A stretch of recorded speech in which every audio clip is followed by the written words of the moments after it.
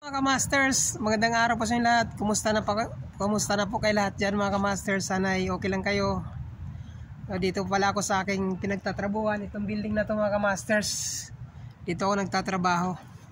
So mamaya pa ang gabi yung out ko, kasi 7 to 7 yung pasok ko. Naisipan kong mag-video para may pang-update ako sa inyo at sa YouTube. Itong mga master, kukuha po tayo ngayon ng malunggay at tangad, sangig para panghalo natin sa ating tinola bukas. Kasi mayroon pang natirang isda doon mga kamaster, kaya ito yung ititinula ko bukas. So kukuha tayo ng ito yung malunggay.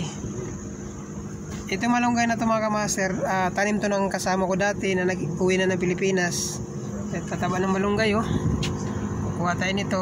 Tapos meron din siyang alagbati. Tapos sangig. So natin kuha tayo ng tangad mga kamaster. Unahin natin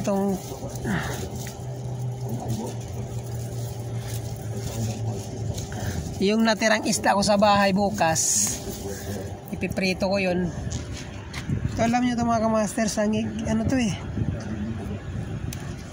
mabango to sa tinula. Sa amin bundok kasi hindi namin kailangan ng mga sibuyas doon, basta meron lang ito, sangig, bango, sangig, at saka yung parang centennial na flower, yung down, yung tinatawag sa aming kawag, malunggay, tangad. Kuha tayo ng kunting lagbati na rin.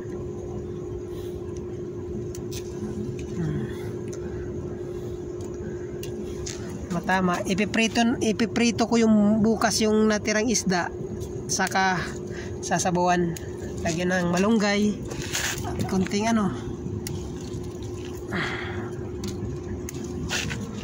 so yun na mga master, malunggay, tataba na malunggay.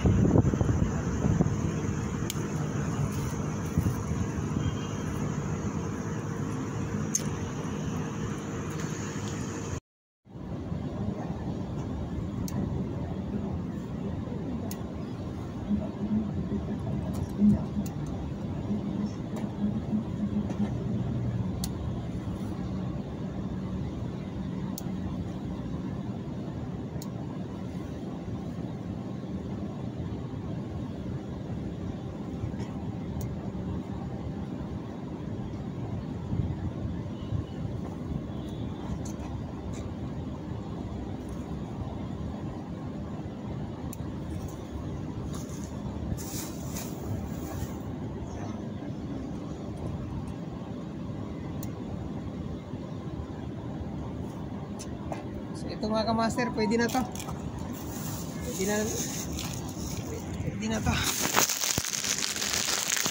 Ito yung nakuha natin malunggay.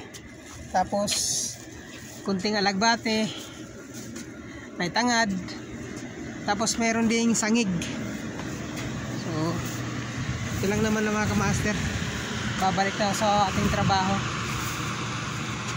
So pwede na ito bukas panghalo natin, kasi wala na akong pera mga master, wala na akong pambili ng Chinese pizza sa labas, litos, repolyo, wala na, paubos na hindi ako nakapag dumpster, kaya dito na lang muna sa itinanim na sa may pinapasukan ko na malunggay, bati. So yun mga master, maraming salamat po sa inyong panonood at sobra ko kayong na-miss. Sana mag-ingat po kayo palagi at God bless you all po mga master. Thank you.